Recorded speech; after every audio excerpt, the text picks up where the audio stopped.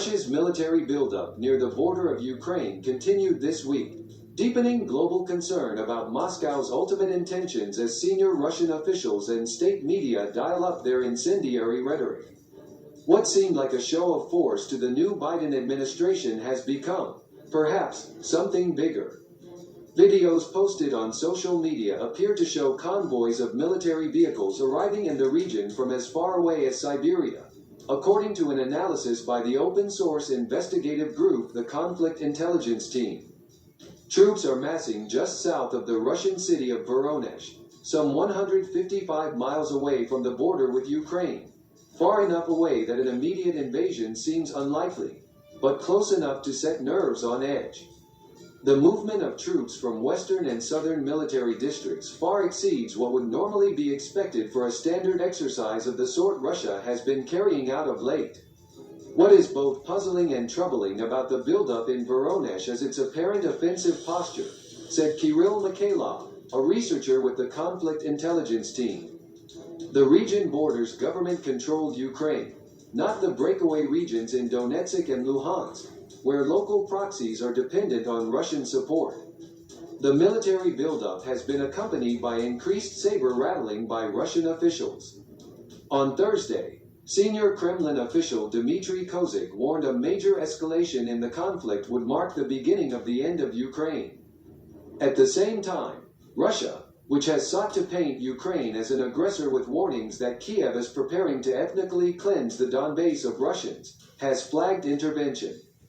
On Friday, Russian press secretary Dmitry Peskov warned Russia could be forced to intervene in the event that a human catastrophe similar to Srebrenica arises, referring to the genocidal slaughter of more than 8,000 Bosnian Muslims by Serbian forces in July 1995. On Thursday, White House Press Secretary Jen Psaki said the United States is increasingly alarmed by escalating Russian aggression in the region. On Friday, Secretary of State Antony Blinken spoke with his German counterpart, Heiko Maas, in which they emphasized the importance of standing by Ukraine against unilateral Russian provocations. The conflict and bellicose rhetoric have flared periodically since a 2015 peace deal brought the worst of the fighting to an end and ushered in an uneasy stalemate. But Western leaders are clearly rattled. On Thursday, CNN reported the United States is considering sending warships to the Black Sea in a display of support. Longtime observers of the conflict say an all-out invasion is unlikely. I think everyone is in a similar place where we're watching closely.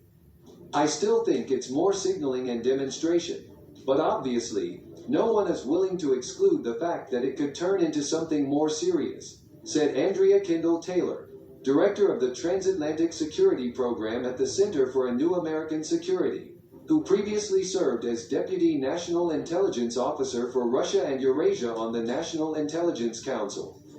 The reason for the buildup remains unclear, but experts point to domestic factors in Russia, Ukraine, and the United States.